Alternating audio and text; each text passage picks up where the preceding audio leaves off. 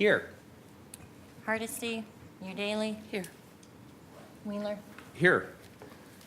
If we could get legal counsel to please read the rules of decorum. Good morning. Welcome to the Portland City Council. The City Council represents all Portlanders and meets to do the city's business. The presiding officer preserves order and decorum during City Council meetings so everyone can feel welcome, comfortable, respected, and safe. To participate in council meetings, you may sign up in advance with the council clerk's office for communications to briefly speak about any subject. You may also sign up for public testimony on resolutions or the first readings of ordinances. Your testimony should address the matter being considered at the time. If it does not, you may be ruled out of order. When testifying, please state your name for the record. Your address is not necessary. Please disclose if you are a lobbyist. If you are representing an organization, please identify it. The presiding officer determines the length of testimony. Individuals generally have 3 minutes to testify unless otherwise stated. When you have 30 seconds left, a yellow light goes on. When your time is done, a red light goes on. If you are in the audience and would like to show your support for something that is said, please feel free to do a thumbs up. If you want to express that you do not support something, please feel free to do a thumbs down. Please remain seated in council chambers unless entering or exiting. If you are filming the proceedings, please do not use bright lights or disrupt the meeting. Disruptive conduct such as shouting or interrupting testimony or council deliberations will not be allowed. If there are disruptions, a warning will be given that further disruption may result in the person being ejected for the remainder of the meeting. After being ejected, a person who fails to leave the meeting is subject to arrest for trespass. Thank you for helping your fellow Portlanders feel welcome, comfortable, respected, and safe. Thanks, Robert. And just a reminder for everybody, if you'd like to testify on an item, the sign-up sheets are in the hallway, or you can see the council clerk. First up is the communications agenda. Carla, could you please read the first item? Are you doing the reading today? This is Keelan. Keelan's doing the reading today. Fabulous. Thank you, Keelan. Is this your first time doing this? Yes. Excellent. Great. Good. Thank you. Thanks, Keelan. I hope Carla's not getting any ideas about leaving us. No. Welcome, Keelan. Thank you. First communication, request of Jason Renaud to address council regarding the potential of recovery from mental illness. Welcome. And Jason, if you could state your name for the record, please. I'm Jason Renaud with the Mental Health Association of Portland.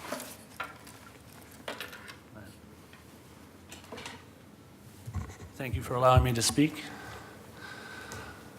Since 2006, the year James Chassie was beaten to death by Portland police officers, the City of Portland has failed to eliminate the routine harm done by police to people with mental illness. Most of you failed to understand the solution. Chassie wasn't the first or the last. In 2006, the Portland Police Bureau killed 3 people. In 2007, they killed 2. In 2008, just 1. 2010 made up for 2009 with 5.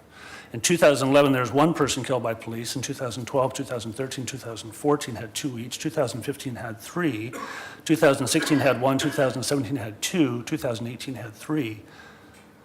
That's 27 people over a dozen years. And this is important. Every one of them was in a mental health crisis of some sort.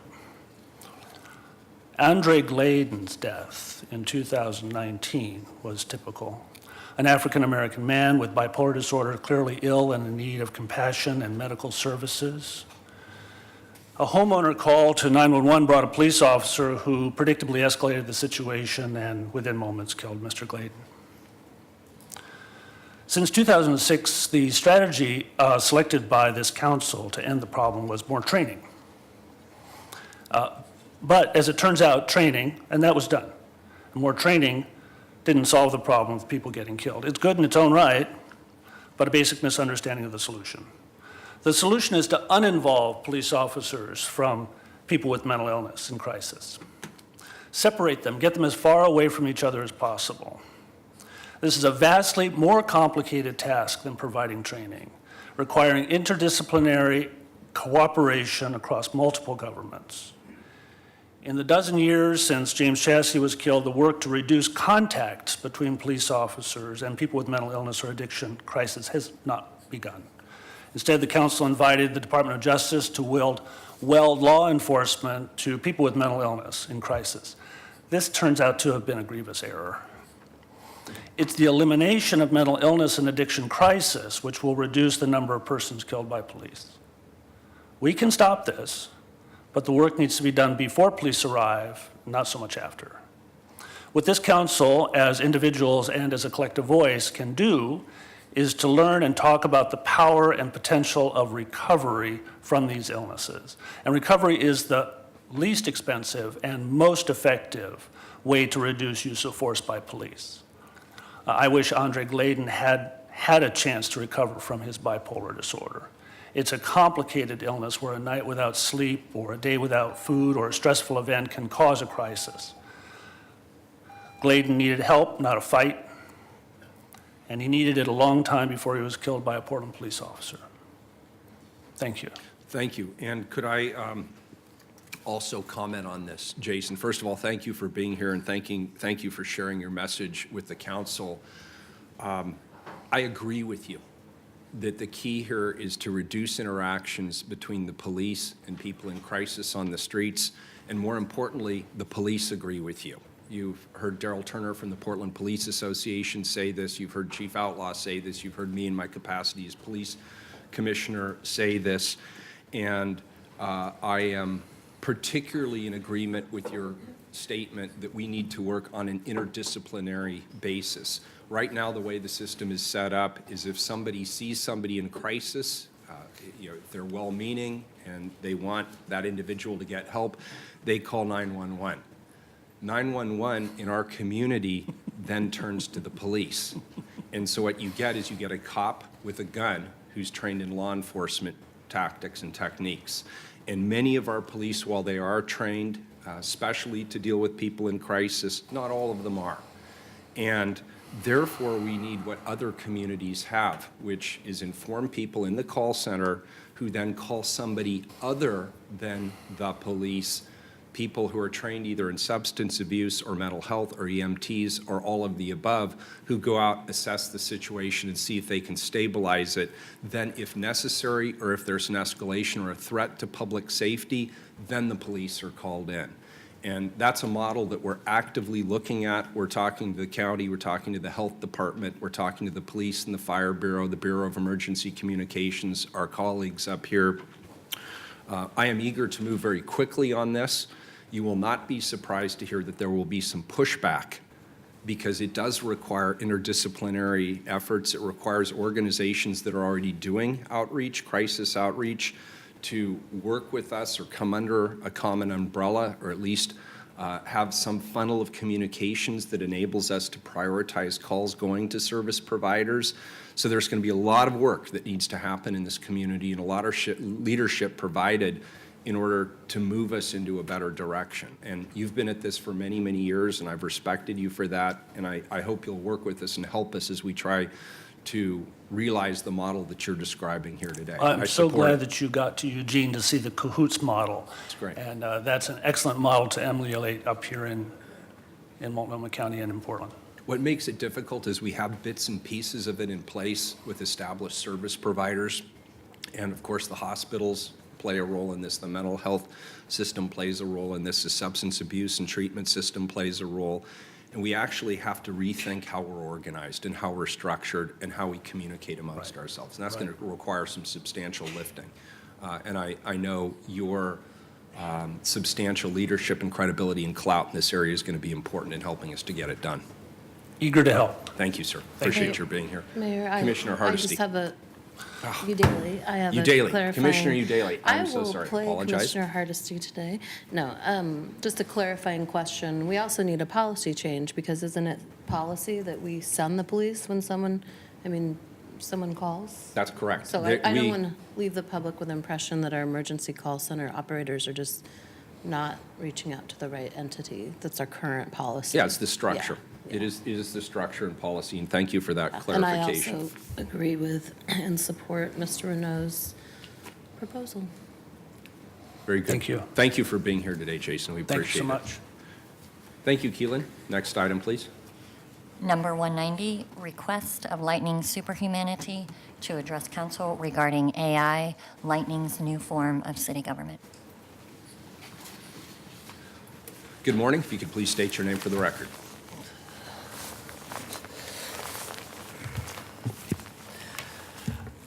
Yes, I'll do 2 minutes of verbal communication, 1 minute of video. Yes, my name is Lightning.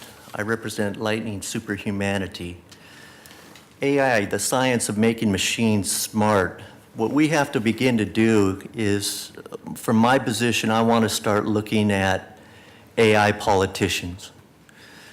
I want to be able to vote for an AI politician. I want to create a form of government to where we'll have more of a direct democracy, to where on every item on the agenda, we can have solutions created and then vote by smartphone and determine the final decision. I want to have an understanding that the humanity must be put at the top here. Safety and digital ethics must be taken serious. And again, from my position, we need to begin to assimilate these machines into the city councils throughout the county, throughout the city, throughout the United States. We must become enhanced by the machine, work with the machine, and understand if we do not, it can end up being the greatest threat to humanity. We are willing to step forward with the tech companies and work alongside of them, understand what they're trying to create, understand this could be the last greatest invention to humanity, and understand we want to be part of this to make sure things are set into place to prevent anything negative, but only create AI for positive good. And that is my position. And again, I want to have an understanding, invest in the AI researchers and begin to understand them and what they want to create. In the same manner, they're beginning to understand you and how they're going to create the machine. Carla, please.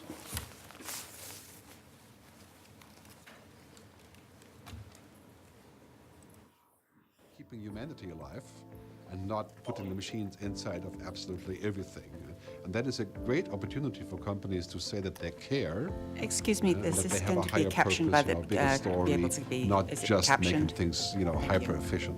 What is your ethics as far as technology is concerned? And how do you value humans in the sense of technology, and how do you keep things human? Now, this is becoming a key question, because keeping things human has to do with trust. Now, humans are based on engagement, on relationships.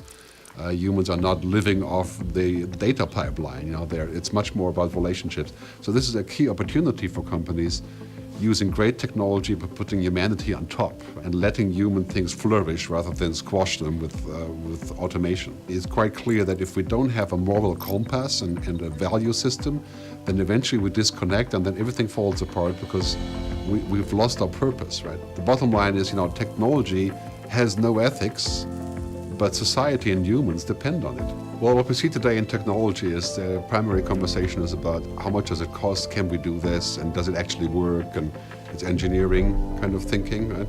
But in the very near future, we're clearly going to solve those issues like connectivity, broadband, quantum computing, intelligent machines. And so we're only really a few years away for that question to shift from if and how to why and who. And that shifts a Yeah, whole... I think we've had enough. Thank you. Yeah. Appreciate it. Thank you. Keelan, could you please read the next item? Number 191, request of Charles Bridge Crane Johnson to address council regarding Beware the Ides of Women's History Month, Moon of the War God, Black Lives Matter. Welcome. If you could state your name for the record, please. Good morning, Commissioners. For the record, Charles Bridge Crane Johnson, and it's a beautiful day in Cascadia, but it's warm enough in here, I think, that we don't need this. We've heard Mr. Renaud talk about people in mental health crisis and the number of them that end up dead. We've heard Lightning's presentation touched on the need to really work with data, and even though we occasionally publish some, I don't know if it's really progress to say that a new homeless shelter is opening up. Occasionally, the Transition Projects, the main subcontractor for the Joint Office of Homeless Services, will do their Instagram or social media post that says, I don't know if they did in the last couple of days, because here with March coming in like a lion, 2 of the first days of March, weather was so severe that we had emergency shelter open, so they would maybe say the number of people they sheltered, and then talk about 4 people transitioned into housing. But that really shouldn't be spoken of as an accomplishment necessarily, because what we have is a housing system where there's been almost zero growth. And so when we say somebody was put into housing, what we mean is that another person either lost their housing or lost their life.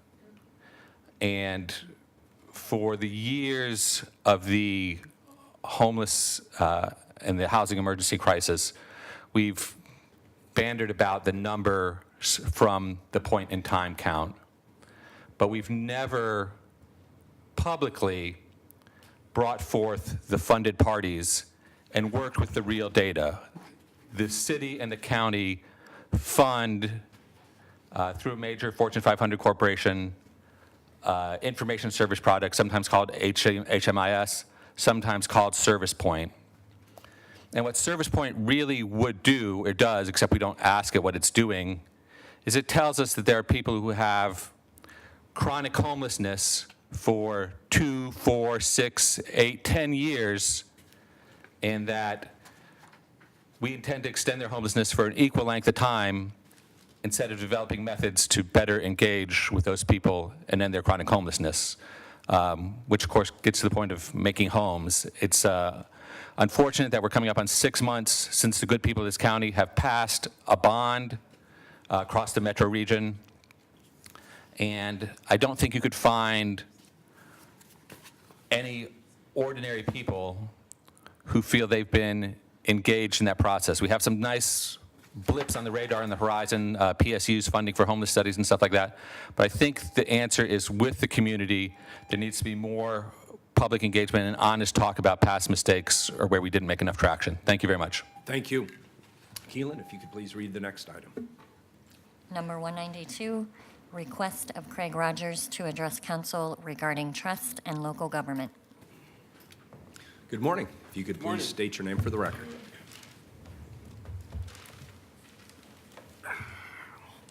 My name is Craig Rogers, and my intention of being here this morning is to support the City Club report and vote in the structure of our current city council needs to change.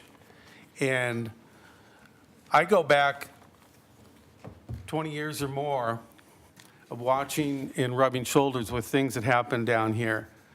And one of the most recent things in November 2016 was the community survey that showed historic lows. And it just hasn't gotten any better since this. I know from my own experience in this city. So I'm going to go back a ways. Here's the Examiner back in 96. And this is something that I really got involved with. Park Bureau sacrifices trees. July letter concerning the planned cutting of 75 Douglas fir trees in Pier Park was closer to the mark than Portland Parks Director Charles Jordan admits. There was such a plan, and it passed muster with the Parks Bureau top brass and Urban Forestry Commission. The trees were marked for cutting and conditional use hearing on the plan.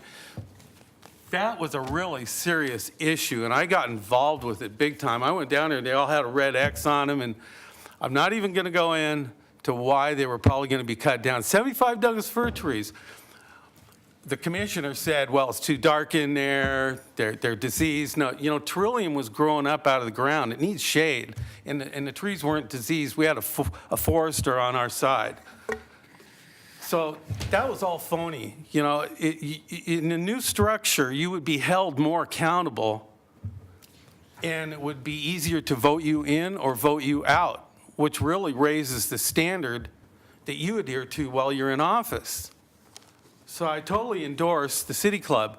Now, during the street fee, why Portland roads are so bad, city council, you know, I went to the sustainability thing at the Elliott Center, and I thought, oh, what the heck, you know, I'm a steep learning curve.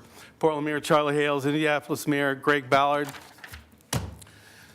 I really had my eyes open because Mayor Hales leans into the mic and he says, you know, and here's a room full of about 100 emerging local government leaders. See, it's in the political DNA. And he says, you know how you deal with the public? You give them choices. And you know what that is? It's a shell game. And you don't win a shell game. So then we get into the roads, and here's McCullough Research, and the commissioner with the roads wouldn't release the data of how they were going to tax people. So we had to go to court, and the data actually showed that the biggest employer in the city of Portland was a colonics clinic with over 30,000 employees.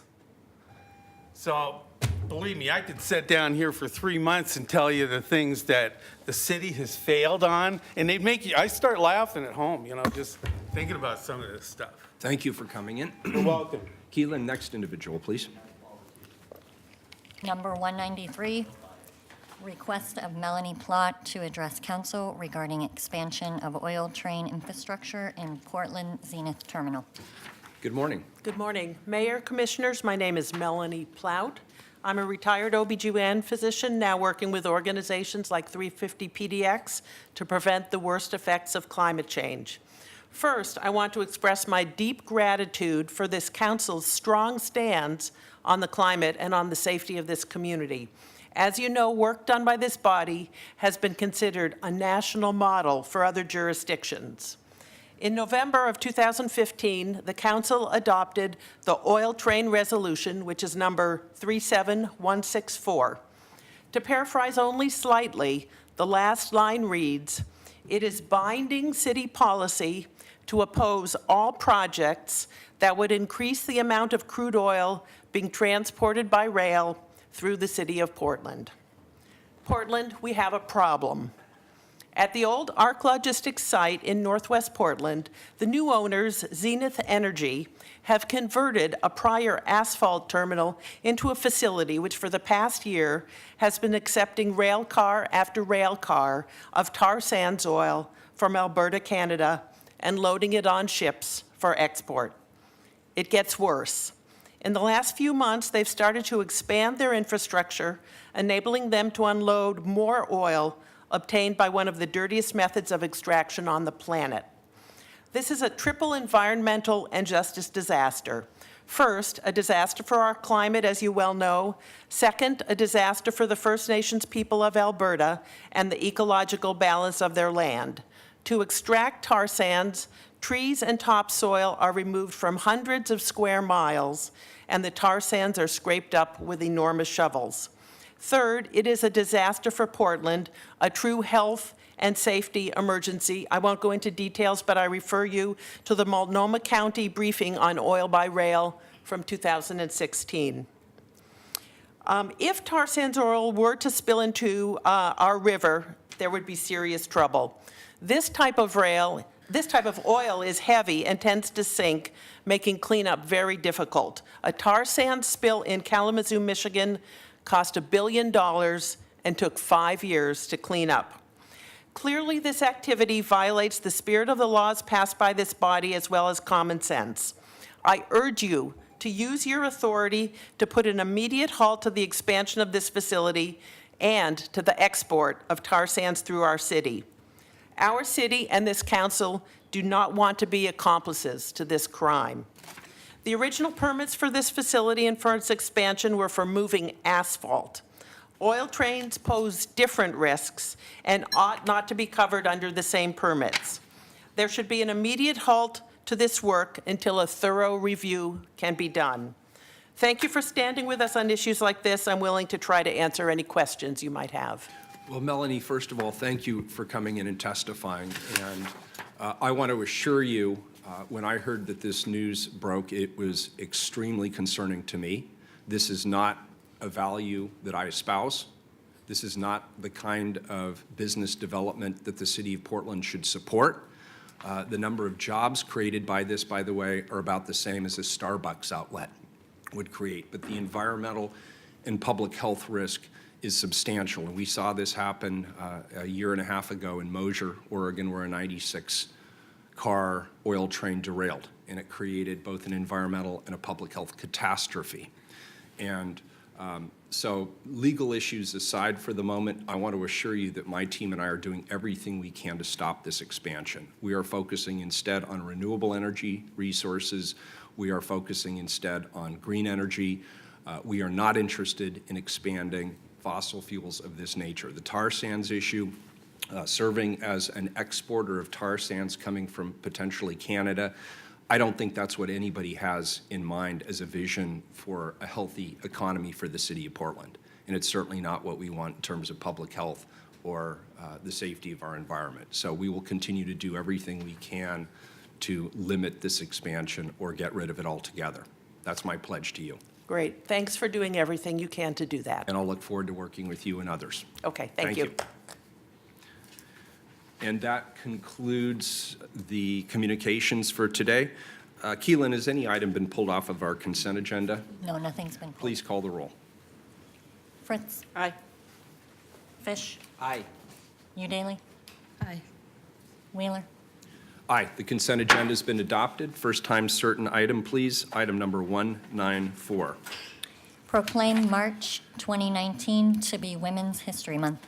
Very good. I'd like to introduce Karen Brooks.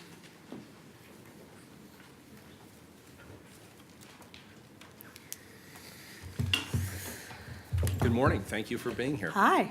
Hi, Mayor. Hi, Commissioners. My name is Karen Brooks. My pronouns are she, her. I work at Portland Fire and Rescue, and I'm on the leadership team for the city's LGBTQ affinity group. I was asked to introduce this year's Women's History Month presentation because the organizers from the Women's Empowerment Affinity Group consulted with the LGBTQ affinity group on ways to expand our definitions of gender and how we may focus on intersectionality. So today you get me, just your average Jewish, mannish, lesbian Portlander with a taste for a nice blazer. Shalom. While there is much to bind women together, this identity can intersect, as seen above, with race, ethnicity, national origin, ability, disability, religion, sexual orientation, gender presentation, and so much more. This year's Women History Month theme is Agents of Equity, Women and Gender Nonconforming Voices in Action. The Women's Empowerment Group made a special effort to expand the conversations we have about gender and to promote inclusion and understanding. Every year, the Women's Empowerment Affinity Group collaborates with bureaus and other affinity groups to provide diverse and inclusive events to celebrate women's achievement in our work communities. The events are created and run by volunteer City of Portland employees. It is critical to acknowledge and lift up the ways in which our experiences vary with each identity that we hold. Our identities do not exist independently of each other, and that's why it's so meaningful that the Women's Empowerment Group reached out to the LGBT group and others in the community to plan their events. There's a full calendar of events this month, and we encourage participation from our council members and the community. A few activities include the 9th Annual Wonder Woman Awards, harassment bystander training, a panel discussion about women in non-office jobs featuring a firefighter, and an event about how to talk to kids about gender fluidity, and a film about gender pay gaps, and much, much more. This couldn't happen without the time and resources offered by volunteers, the diverse, empowered employees of Portland, also known as DEEP, and our bureaus. Thank you very much for supporting our affinity groups.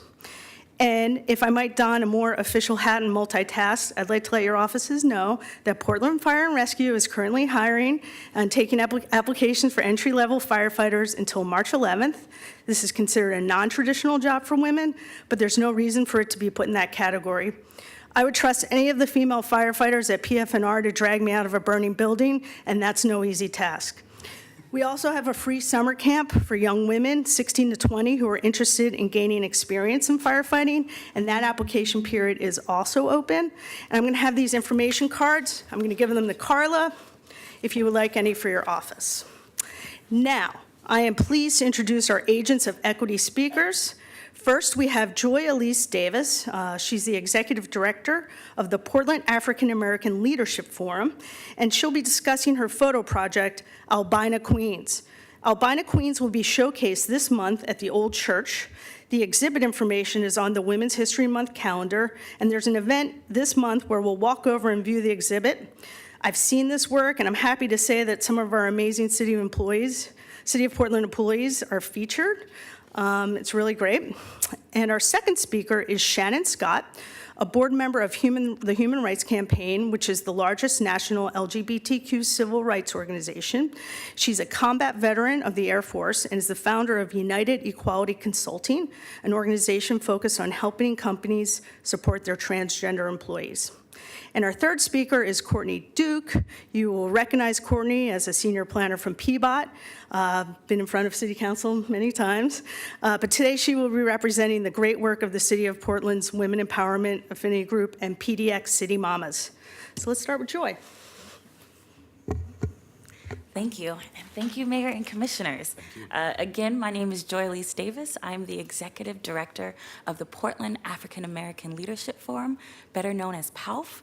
Our mission is to help our Black community imagine the alternatives that we deserve and build our civic participation and leadership to achieve those alternatives. I created the Albina Queens Project in partnership with a local creative agency called Camp Grizzly because we imagine a world where people of African descent, especially Black women and femmes, enjoy the rights, resources, recognition to be a thriving, resilient, connected community. This photography project celebrates those who claim, reclaim, and/or disrupt traditional constructs of Black femininity in its many forms. The images captures marks an occasion where Black women and femmes are seen, counted, loved, and valued. This in and of itself is a political act.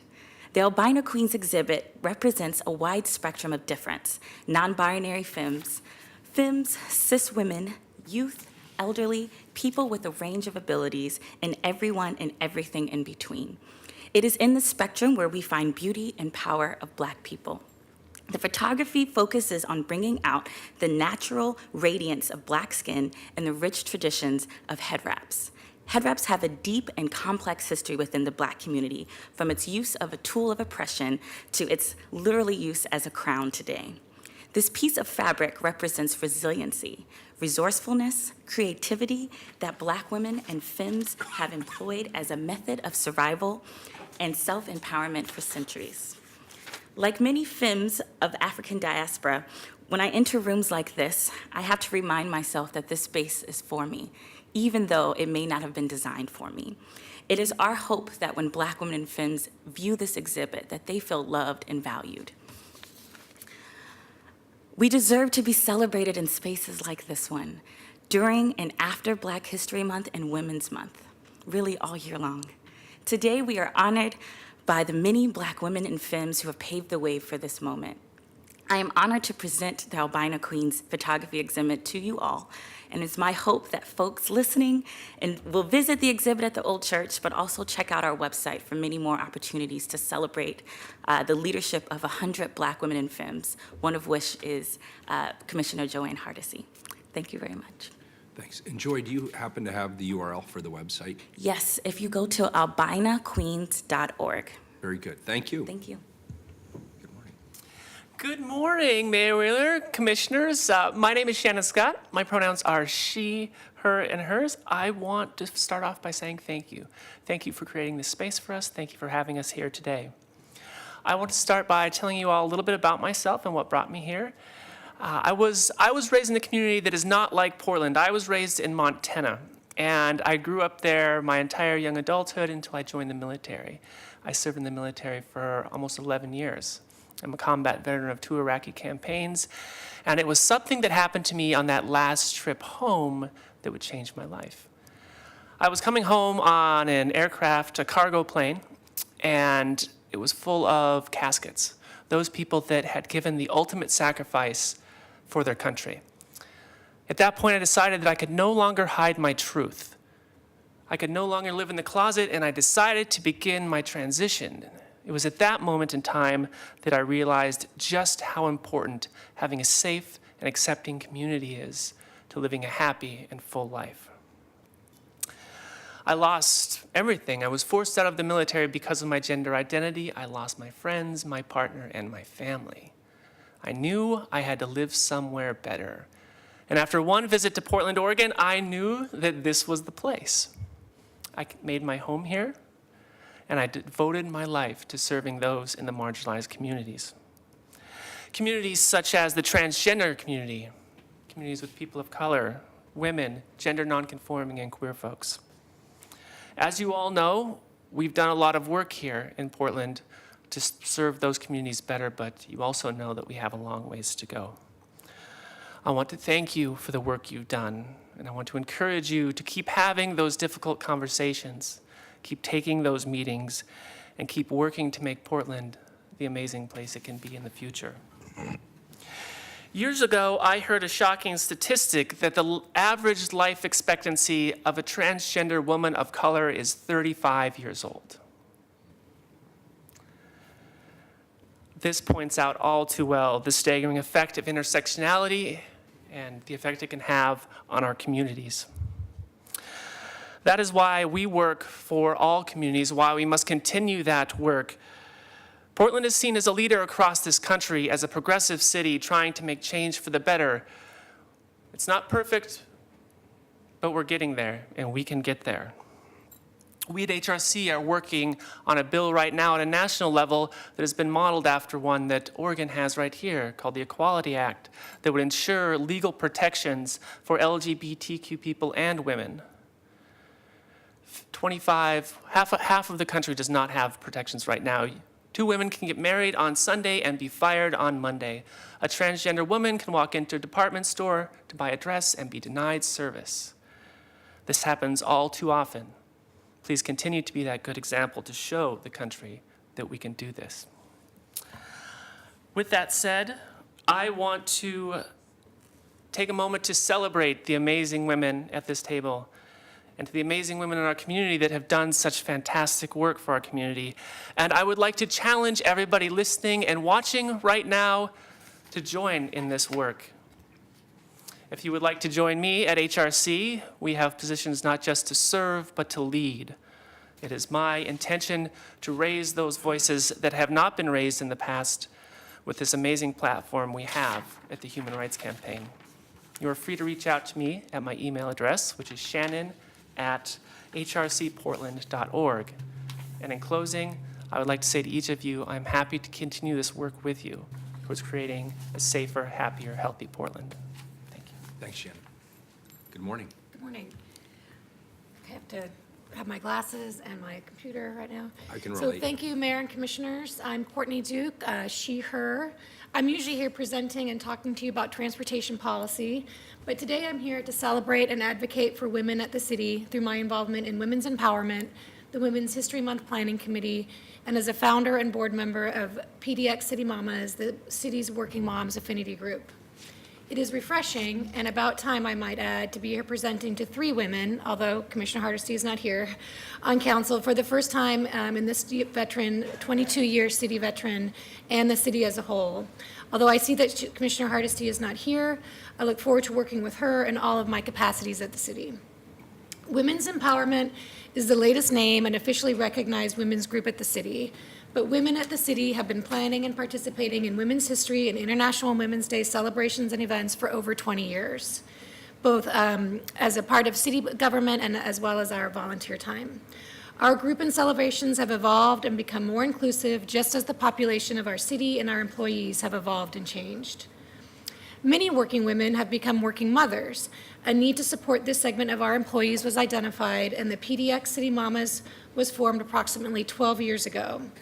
Our group supports working parents through policy and program development and changes, such as paid leave and nursing rooms, plus workshops, panels, and general support.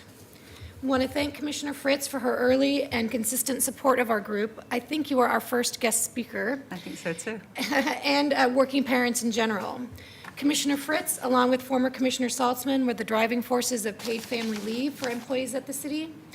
And in addition, they heard our concerns and modified the rules to be able to take leave in increments over the year in order to better support families that serve as foster parents to children in our community. So thank you.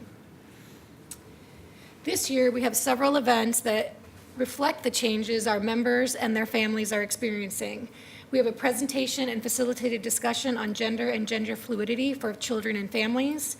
We have advice on planning for high school education, or excuse me, for post-high school education, be that college or the trades, and a panel related to non-office jobs, field jobs at the city. And speaking of which, I'm going to copy Karen. PBOT is hiring seasonal workers and utility worker twos, which are excellent living wage and entry-level positions at the Maintenance Operations Office. We need and want more women applicants. Please spread the word to your communities. We invite all of you to join us at these events in March, but also any of our programs throughout the year are open to all city employees. Finally, I would like to mention a leader and mentor and woman of public sector excellence, Betsy Ames. Betsy provided excellence in public service to the city for over 20 years, both at City Hall and at bureaus including BPS and OMF. Excuse me. Betsy died last month, a loss for the city, our communities, and me personally. She was a champion and mentor of women and men, both in her daily example, but also as a panelist, speaker, and supporter at Women's History Month every March as she was able. I dedicate my work this month to Betsy, while the OMF has created a yearly award for public service excellence in her honor. She is and will be missed. Thank you for your time and attention, and we look forward to seeing you at our events. Thank you. Thanks to all of you. Before I read the proclamation, I'd like to open this up for any comments my colleagues may have. Well, I feel like it's my duty as the Transportation Commissioner to mention the launch of Women's History Month a couple days ago with Bike Town. They have a new Women's History Month bike wrap, which is fun. It was created by two women designers who work at Nike. And I shared the following Susan B. Anthony quote with attendees, and I'm going to share it today because I love it so much. And I'm wearing my little bicycle pin today from Congressman Blumenauer. The quote, "Let me tell you what I think of bicycling. I think it has done more to emancipate women than anything else in the world. It gives women a feeling of freedom and self-reliance. I stand and rejoice every time I see a woman ride by on a wheel, the picture of free, untrammeled womanhood." I just didn't want to miss an opportunity to highlight the role that bicycles played in women's emancipation, and just say that I am looking forward to making Portland a safer city for everyone to bike in, but particularly women who maybe not surprising to some, but surprising to others, are still underrepresented in the bike community because they face the same kind of barriers and threats riding bikes on our street as they do everywhere else in society. So thanks for being here today. That was a lovely presentation. I'm so excited to see your exhibit. I have a lot of friends that are in that exhibit. I love the photos of them posing, doing the pose in front of the photos. It's really cool. So thank you, Mayor. That's it. Commissioner Fritz. Thank you, each one of you, for your stirring presentations today. It's really joyful, a wonderful occasion. And I know that Commissioner Hardesty is sorry to have missed it on this historic occasion where finally we have a majority of women on the City Council. And so I also need to put in a plug for my bureau, the Water Bureau, which has many good jobs and apprenticeships. We spend over $3 million a year in training and opportunities for entry-level folks. And they are good family wage jobs. And so you have my commitment to continue to do whatever I can on the council to make sure that our city workforce and our community's workforce represents and encourages everybody to imagine a different alternative way of our society being. Thank you so much. Mayor, thanks for doing the proclamation today. Thank you to our stellar panel for the presentation. You know, we actually have a lot of people who watch this program on Channel 30, and someone I hear from regularly is former Senator Abel Gordley. So I want to do a shout out to Avell, who is a faithful watcher of city council meetings and often follows up with emails and commentary. My wife wrote a book with Avell telling Avell's story, and I want to honor both of those women. Courtney, thank you for mentioning Betsy Ames. Betsy served in so many important capacities here in the city, and I was honored for a period of time when she served as my chief of staff, one of 3 women who have held that position, and she'll be greatly missed. So thank you for reminding us of Betsy's service.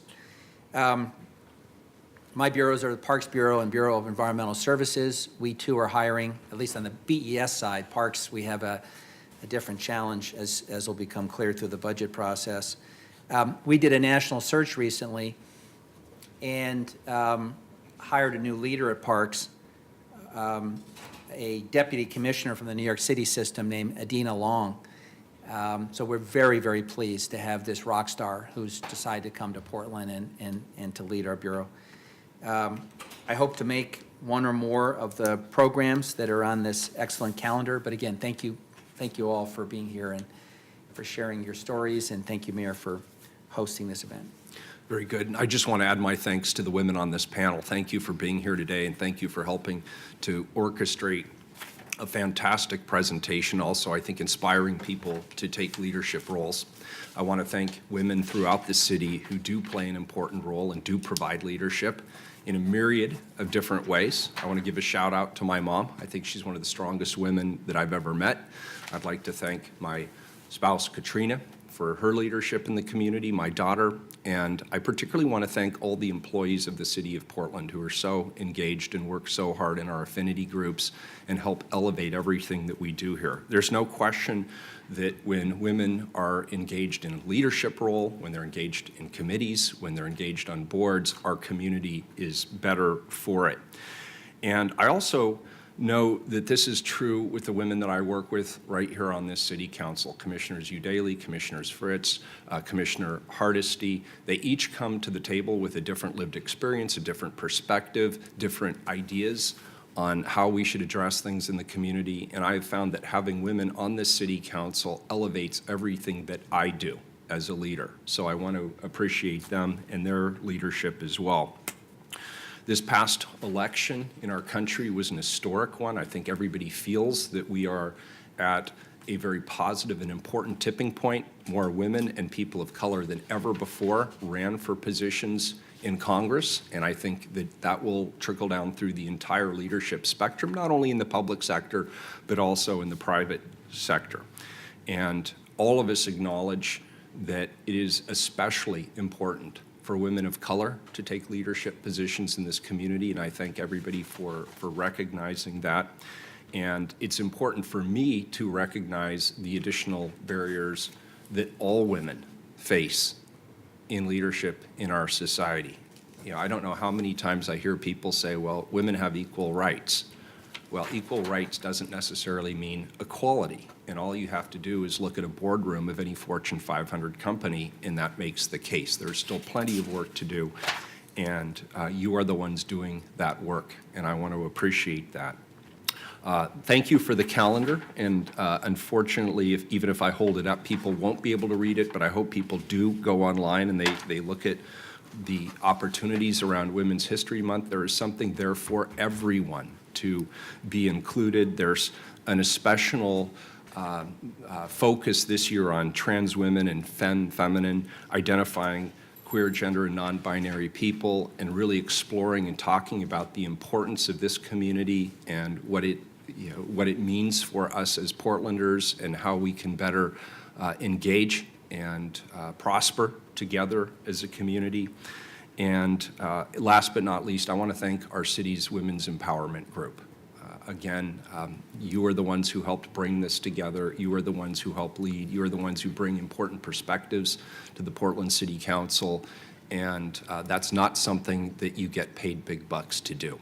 So I just want to acknowledge that and thank you for your service in that capacity. So without further ado, I'd like to read a proclamation on behalf of the entire City Council. I want to thank you for asking me to read this proclamation. Whereas this community's greatness and success is a direct result of welcoming and empowering all people, regardless of gender, culture, class, age, religion, ethnicity, sexual orientation, and ability or disability. And whereas women, especially women of color, have been underrepresented, oppressed, and often unrecorded in their contributions, yet have been present in untold or oral histories and continue to play important roles in furthering knowledge and leading equitable change for our society. Whereas, to foster the next generation of women, the City of Portland seeks to encourage and support professional, educational, and social opportunities for women and female-bodied people so that there will not be competition with one another over scarce seats at the table, but rather an inclusive space for all women to be able to participate with a commitment to draw in women of color, empowering women to lead and benefit entire communities. And whereas Women's History Month is a time for all Portlanders to celebrate the paid and unpaid work of women who improve the livability of our community, working both inside and outside the home. And whereas during Women's History Month, all people are encouraged to reflect on past victories and struggles of women to create a society where the next generation's success is based on the content of their character, not determined by their culture or gender identity. And whereas the 2019 Women's History Month theme, Agents of Equity, Women and Gender Nonconforming Voices in Action, is intentionally inclusive and intersectional. As agents of equity, we embrace language that represents everyone's experience. In spelling women with an X, we're following the lead of the Indigenous Women's March in an explicit inclusion of not only cis women, but also trans women and feminine identifying queer gender and genderqueer and non-binary folks. We can deepen and strengthen our allyship when we think of gender more radically. Now, therefore, I, Ted Wheeler, Mayor of the City of Portland, Oregon, the City of Roses, do hereby proclaim March 1st to March 31st, 2019 to be Women's History Month in Portland and encourage all residents to observe this month. Thank you all. If you wouldn't mind, could we gather for a photograph right here down in the front? I'll try to put this back together. I think we've got a number of other supporters. Could we have them come and be part of the photograph too? Of course. So everybody who's with the women's affinity groups, please, and the other groups that were mentioned. Anyone Or who anybody wants to be in a celebrate, picture, you bet. come on forward. Could I get you to? Yes, of course, yes. Thanks. Appreciate it.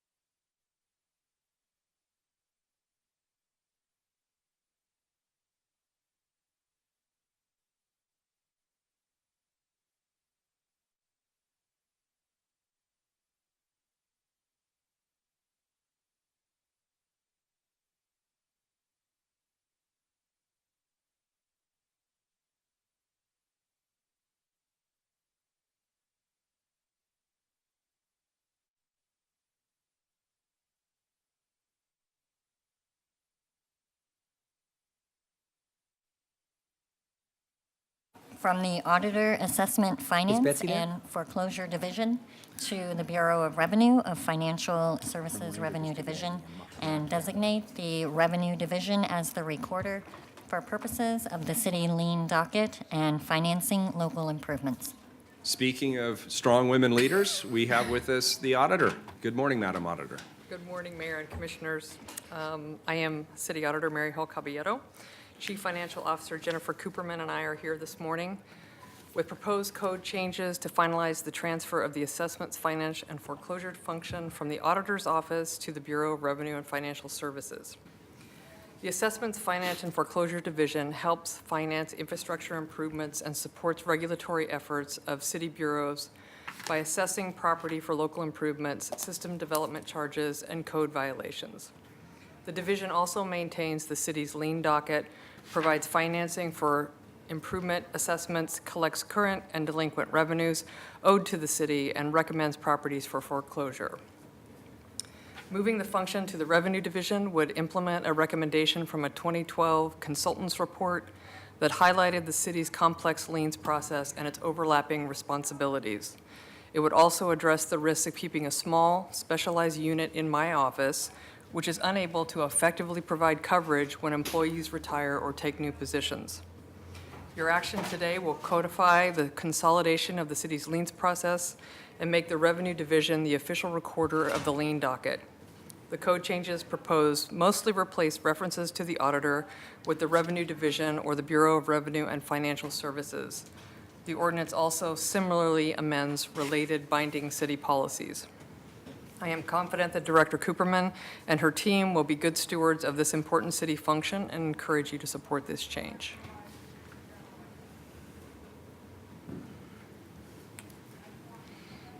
Very good. Does that complete your testimony? That completes my testimony. Very good. And Jennifer, CFO Cooperman, do you have any? I would just that? add that we're looking forward to absorbing this team into our Revenue Division. We anticipate that the staff synergies with the rest of our team will allow us to successfully address the findings from the 2012 audit that the auditor referenced. And just to illuminate the challenges that the city has had to deal with,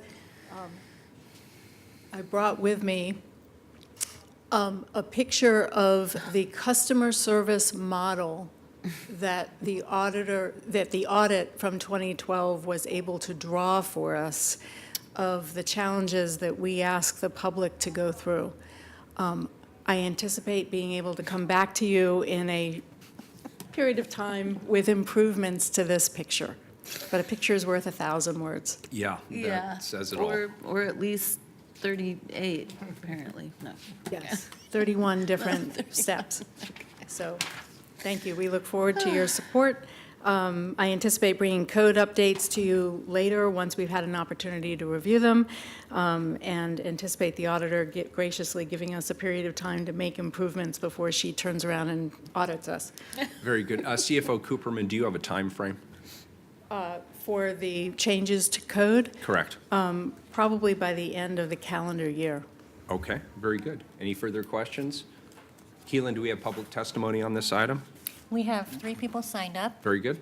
Thank you. Maggie, Charles, Bridge Crane Johnson, and Lightning. Very good. 3 minutes. Name for the record, please.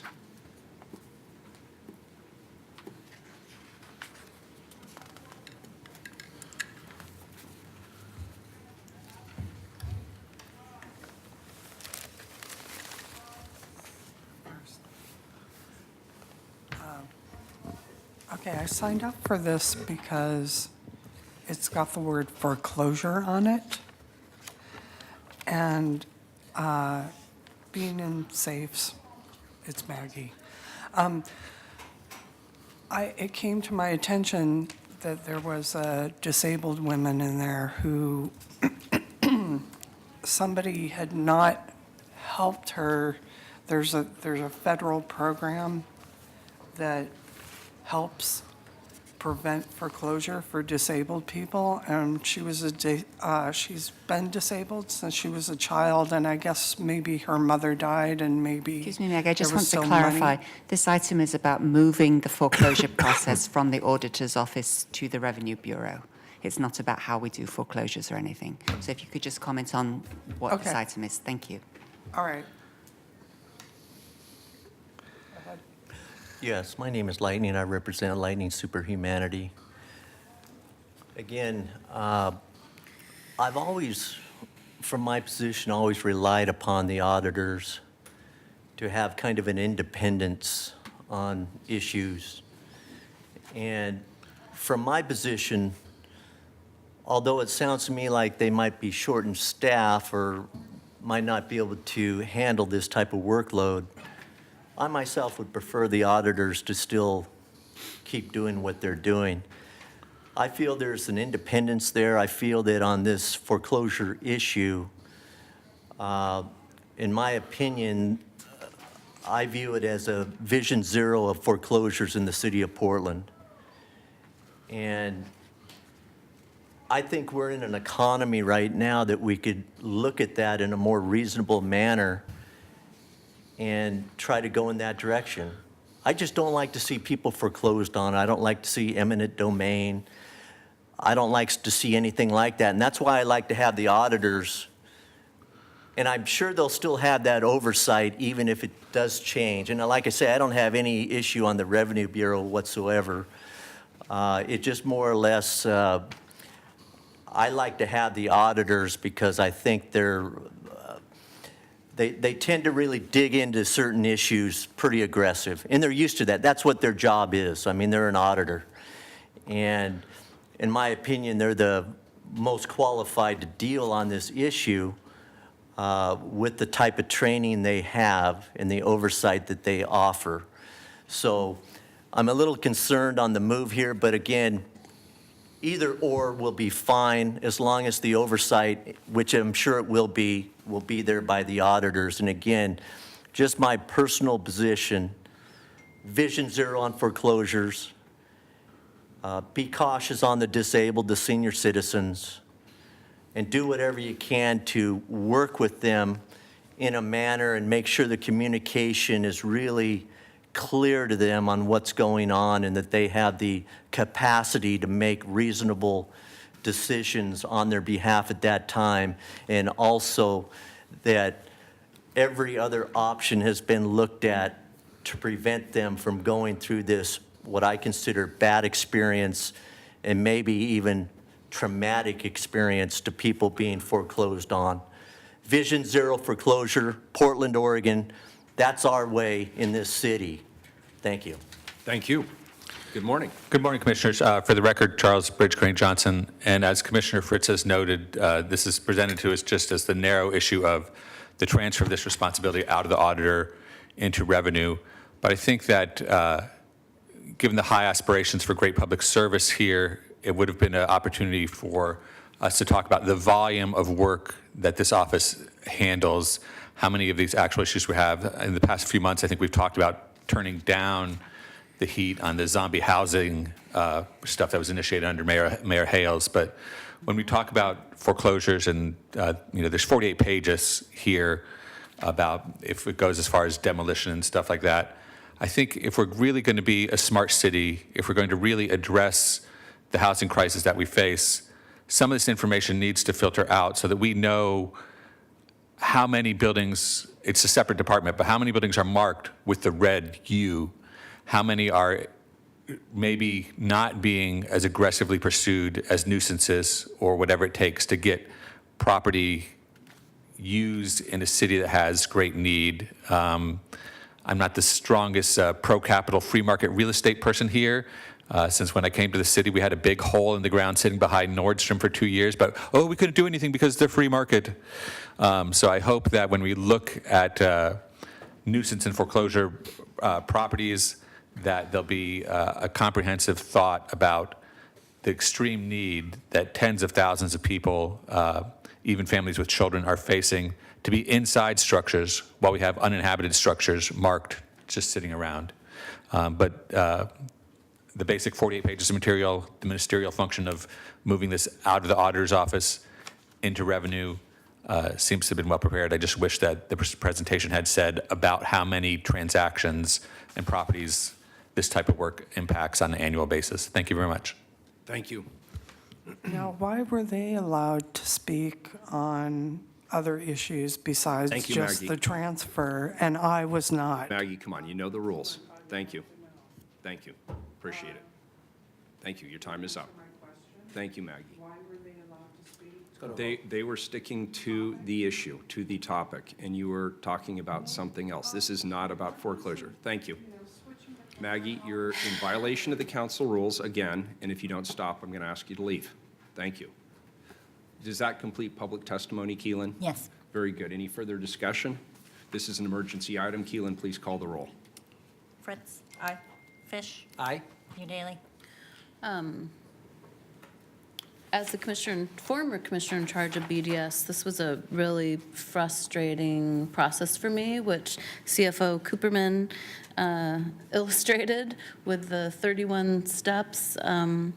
And I do want to address a couple of the issues brought up by community members and just explain for everyone here and everyone watching that while I know the word foreclosure is a kind of hot button term, I want to assure you this is a very rare action taken by the city.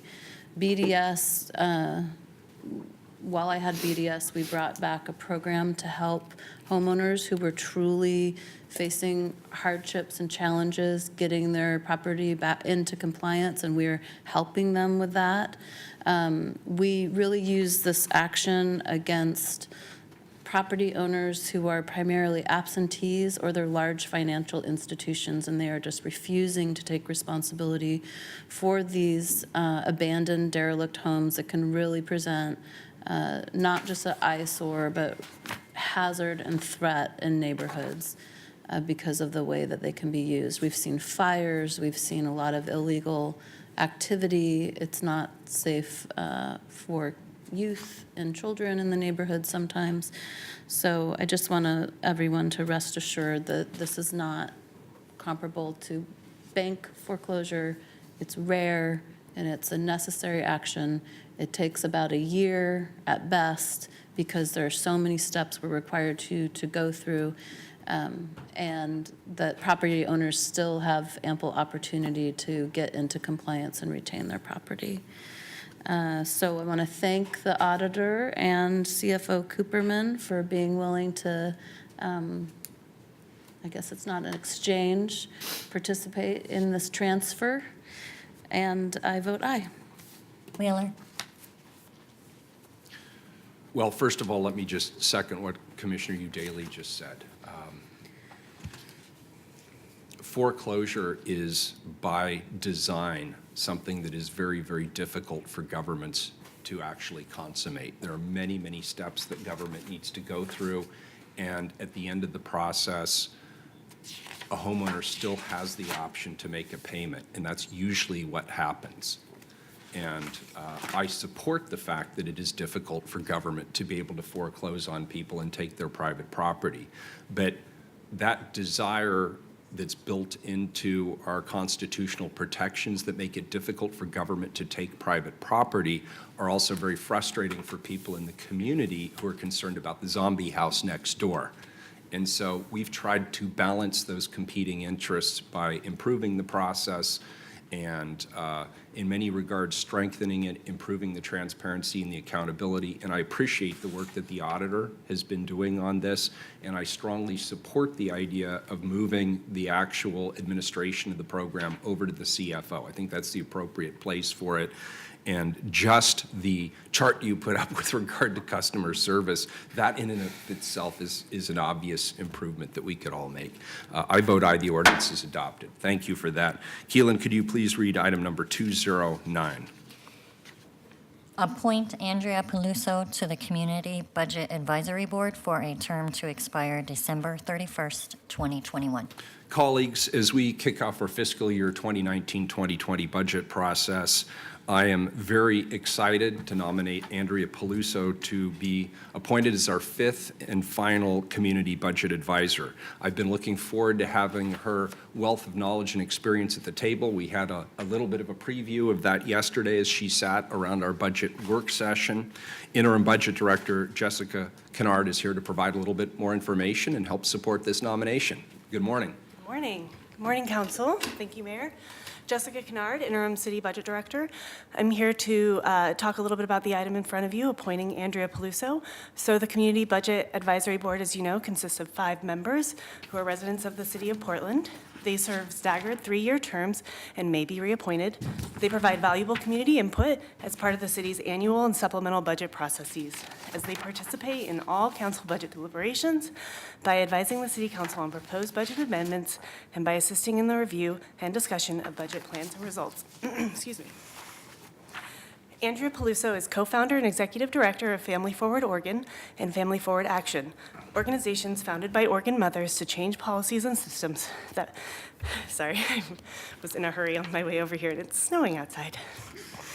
Whew. That's the Transportation Commissioner's problem. Thank you. I used to love snow. It's very pretty.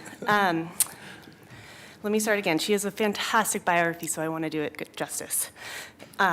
So in her work, she has helped to lead campaigns for affordable childcare, paid family and medical leave, equal pay, increasing the minimum wage, paid sick time, pregnancy accommodation, protections against workplace discrimination, reproductive health care access, domestic worker protections, and more.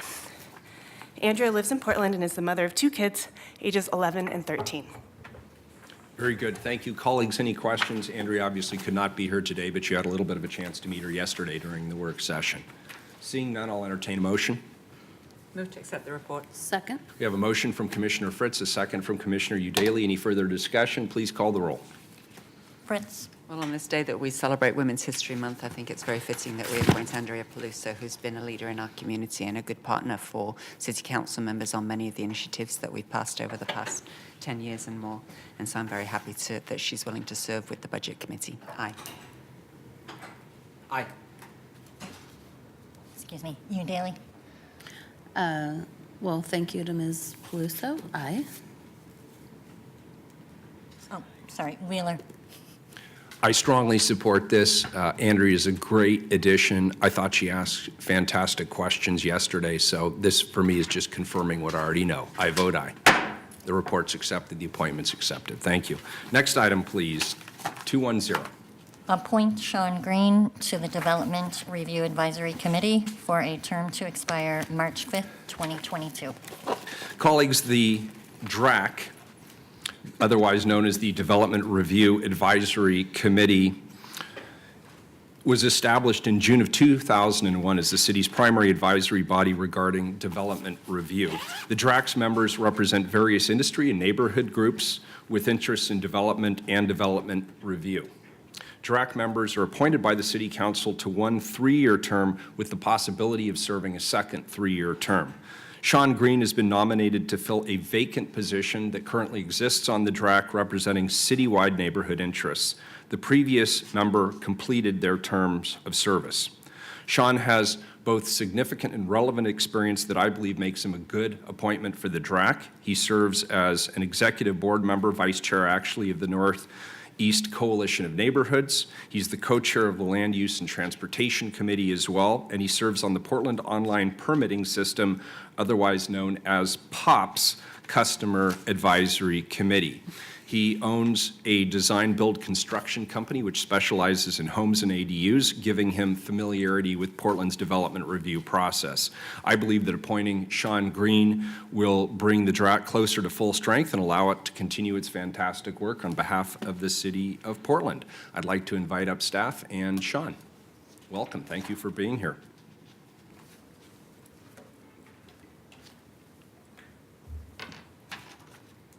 Good morning. Good morning. Thank you, Mayor and Commissioners. My name is Mark Fetters. I'm with the Bureau of Development Services, and I provide staff support to the Development Review Advisory Committee. And I want to thank you, Mayor, for the introduction of Sean Green. And I just wanted to note we're very excited to recommend Sean for appointment to the DRAC. I've worked with the DRAC now for several years and have seen the group provide a forum for the different stakeholders to development to come together to discuss issues and to find ways to collaborate and reach resolutions. I've seen the group grow over that time, and I think with Sean having a foot in both of those worlds, in the development community as well as the neighborhoods, he brings understanding and perspectives that I think will help move that forward. So I want to introduce Sean. Great, thank you. Thank you. Good morning. Good morning. I'm very excited to this opportunity to serve on the DRAC. I've been attending meetings since I met with Marshall Runkle about 2 years ago, and we talked about some BDS issues, and he suggested I started attending meetings. Since then, I've been very involved in bringing those issues back to the coalition, Northeast Coalition of Neighborhoods, and talking about how the things that are being discussed at DRAC and the processes at BDS can be improved. And as part of that process, a call was made for members to serve on the revamped online permitting system, POPS. I signed up, and we've started that new committee and that new work in September. I was appointed chair of that committee, and I think there's a good connection between the work to improve the services in the 5 projects that are part of POPS and the work of DRAC, and integrating that so that there's better customer experience and more efficiencies throughout the Bureau. Very good. Sean, could I just ask you a question? You've Sure. obviously been very actively engaged, and we like residents like you who are really actively engaged and want to participate. You have a pretty busy schedule. You're engaged in a lot of things. What has motivated you to want to serve on this committee?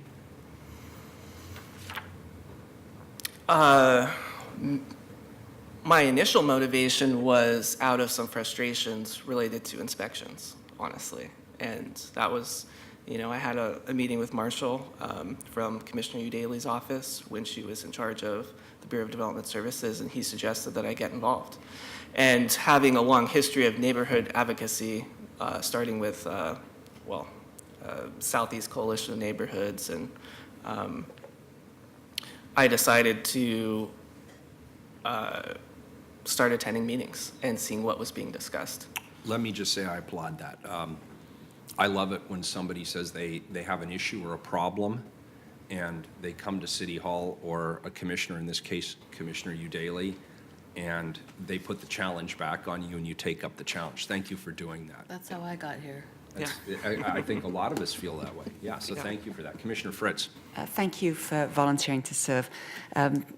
Setting the makeup of the Development Review Advisory Committee was one of the last community projects I worked on before I got elected to the council with the late, great Bonnie McKnight. And we tussled with then BDS Commissioner Leonard over what we had been seen as a very development-oriented Development Review Advisory Committee, and set up the positions so that there would be a balance of neighborhood interests and development interests. You just told the mayor that you were concerned about inspections and basically your experience with development services as a developer. Can you give me reassurance that you will be able to represent the neighborhood interests on the Development Review Advisory Committee and be primarily there to speak up for neighborhood concerns?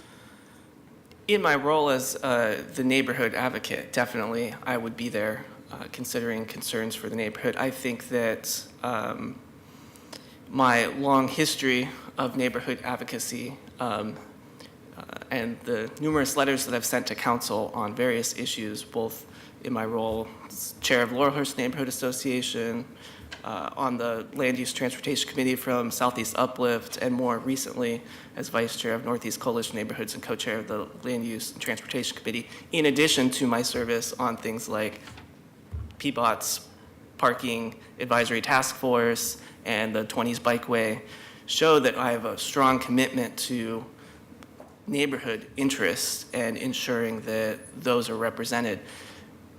I think there's alignment between development interests in DRAC and BDS, in particular development interests and neighborhood interests, in terms of providing consistent and thorough communication with those clients and those affected by development, and also as part of looking at changes to the zoning code that will affect development, and also the way in which the Bureau engages in things around notifications, for example, the project that Sarah Wright's working on in planning the Commission Bureau of Planning and Sustainability.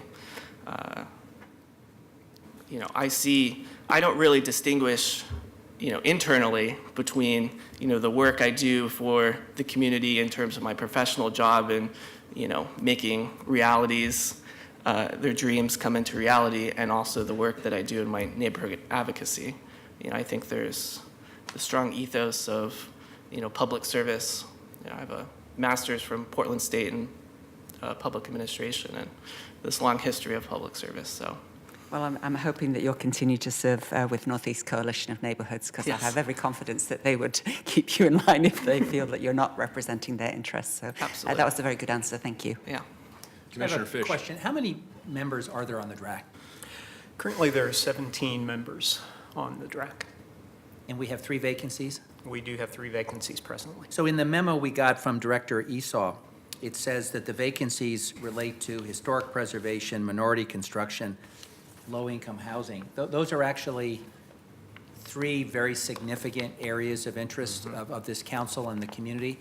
How confident are you that we'll have some candidates for those positions in short order? We have been recruiting actively for those positions. We have a handful of applications that we have received that are either under review or will be under review shortly. We're hopeful to have those positions filled within the next few months. I can't give a guarantee as to when, but we are actively trying to fill those positions. So let me just make a recommendation. We approve a lot of appointments as a council, and everybody has a different way of doing it, but I'm often struck by the fact that a bureau director or a commissioner doesn't take advantage of the opportunity to let other colleagues know that there are these vacancies so that we can activate our networks. I'd be certainly willing to help in the low-income housing development community, which I know very well, to help identify a suitable candidate. Likewise with historic preservation and minority construction. I would urge you to send out an email to council chiefs and commissioners, just alerting us to the fact that you're doing this recruitment. Let us help you in that. And I hope we start getting in the habit of actually involving more members of council in these appointment processes, because while we often get very good candidates, where you have a situation like this with 3 vacancies in 3 areas that are very important, take advantage of our networks as well. And so I hope you'll send something out just to remind us to forward good candidates to you. Yeah, we will definitely do that, and thank you. Thank you. I appreciate that. Any further questions? Commissioner Daly. Mr. Green, first of all, thank you for being here and thank you for accepting this appointment. You now serve on almost as many boards and committees as I do, and as a volunteer, and I want to say I just really admire and appreciate that. I don't know if I could sit through all these meetings if it wasn't my job, just to be honest, but I do lots of other volunteer work. Correct me if I'm wrong, does your company, Aforma, primarily do additions, renovations, and ADUs? That's correct. Yeah, so you are actually helping preserve existing housing and build upon it, which is great in my mind. We need more of that kind of development, because you're not tearing down beautiful old homes, you're helping people build wealth in existing property. It's a greener approach than demolition and redevelopment, and I'm a big fan of ADUs, as I think everybody now knows. So I just think you bring a really great mix of experience and concerns as a neighborhood advocate and someone who's experienced in this type of development. So I just want to say thank you, because you probably won't be here when we take the vote next week. Well, no, it's a report, Or and report. in fact, I'll move the report. Oh, we do the report. Oh, great. So we have a motion from Commissioner Fish, a second from Commissioner Fritz. Any further discussion? Please call the roll. Thank you for being here. That's very an additional donation of time, and thank you for being willing to serve. It's a lot of work, and thank you, Mark, for your work. Aye. Fish. Thank you, Mr. Green. This is a very important committee assignment, and we're delighted that you've stepped up. So thank you. Great. Aye. New Daily. Well, thanks again. You're now serving on one of the most unpleasant sounding acronyms I think we have, DRAC, and one of the cutest, POPs. Yeah. So congratulations, thanks. I vote aye. Wheeler. I vote aye. The report is accepted and the appointment is adopted. Thank you very much. Appreciate it. Next item, Keelan, could you read item number 211? Amend contracts with Vanderhouen and Associates Incorporated and Triad Technology Group for staff augmentation in the amount of $2.5 million each. Colleagues, this ordinance amends contracts with two local vendors that provide staff augmentation services to the Bureau of Technology Services. Brian Perello, Support Center Manager at the Bureau of Technology Services, is here to give us a brief presentation on this item and answer any questions that we might have. Good morning. Good morning. Thanks for spending a few minutes for me. My name is Brian Perello. I am the Support Center Manager for the Bureau of Technology Services. I'm going to discuss just for a few minutes this staff augmentation contract. So currently there are two existing contracts, both with local companies. The first is Vanderhouen, as you mentioned earlier, located in Portland. The second with Triad Technology Group, located in Tigard. Both companies provide on-call technical temporary support personnel as an on-needed basis to supplement BTS during peak installation and deployment periods and for backfilling permanent BTS staff. Since the contract's inception in 2015, both these staff augmentation services have been heavily utilized due to several large-scale priority projects, including the Portland Building Project, as well as the implementation of the Portland Online Permitting System, also known as POPS. The contracts are being amended at this time to support the addition of new contracted staff and to continue funding of the existing staff to support these two projects and other ongoing projects. So additional funds are required in the amount of $2.5 million for each contract to fund the efforts until the contracts expire on April 1st, 2020, next year. The funds are available in the 18-19 budget. So could you tell us a little bit about how new priorities are driving some of these contract amendments? Yeah, both of these really are being driven by really the Portland Building Project and the POPS project. In fact, those two projects have been the main users of these contracts. And what assurance can I give my colleagues that going forward as we enter the 2019-2020 budget process that we are going to stay ahead of the cost curve here? In other words, what assurance can we give them that we're not going to repeatedly come back to the council and ask for additional resources? Yeah, it's a really good question. Actually, both of these contracts are going to be reviewed next year, and we're going to go to RFP to replace both of them starting April 1st, 2020. We don't expect that we would be adding any more budget to either of these contracts before the RFP heads out next year. Very good. Colleagues, any questions? Commissioner Fritz. So did I just understand you to say that this is already in your budget and you won't be asking for anything else? So we're asking for spending authority on these contracts. Right, but you've got the money in the technology services budget. Correct. Thank you. Yep, thanks. Very good. Any public testimony on this item, Keelan? One person signed up, Charles Bridge Crane Johnson. Very good. Thank you. Okay. Appreciate it. Thank you. Good afternoon. Name for the record. Is it still morning? Oh, very good. Excellent. Can't tell. It's so dark in here. Good. Yeah, I don't know, that should be the great accomplishment. Charles Bridge Crane Johnson for the record. And one of the mayor's great legacies should be a better open windows policy. We talk about transparency here, but we always have the blinds down. I think we should be more adaptive. It's a lighting issue. Yeah, well, yeah, definitely. But We want them open too. perhaps I'm with you when I on came up this here, one. my main concern is that we've talked about $2 million and we've talked about two staffing subcontractors or whatever we want to call them, but we haven't actually talked about the nature of the work or the number of hours of work that are being performed. And I think that nosy, wonky, detail-oriented citizens would have been really interested to know what kind of work product is delivered if we plunk out $2 million more It sounds like, since it's related especially to the Portland building, that it's maybe more on the hardware side, so that these computers will actually be present and functional when workers come back, but maybe there's also massive scope of internal data processing details that go along with that building. I don't know. So obviously, I think you can vote for it, but I think the best standards of transparency and fiduciary responsibility to the citizens and taxpayers is if we had some more nuts and bolts about what the $2 million expenditures will actually get, what deliverables we'll get. Thanks very much. Thank you for your testimony. Colleagues, any further discussion? This is an emergency item. Please call the roll, Caitlin. Fritz? Well, thank you for the presentation. Thanks to Chief Technology Officer Jeff Baer, who's with us today. Good work. Aye. Fish? Aye. Udaly? Aye. Wheeler? Aye. The ordinance is adopted. Thank you for the presentation. Next item, please, 212.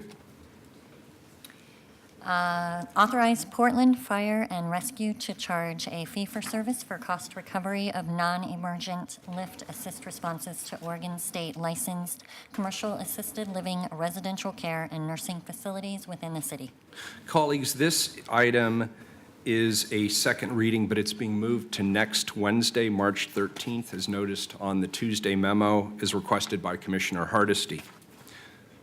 Could you please read item 213? Assess property for sidewalk repair for the Portland Bureau of Transportation.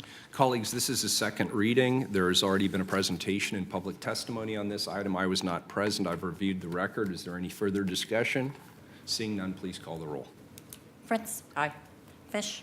Mayor, I want to just acknowledge this milestone. This is our final item this morning. We're going to finish our business by 11 o'clock, so congratulations for keeping us on task this morning. Very good. Udaly?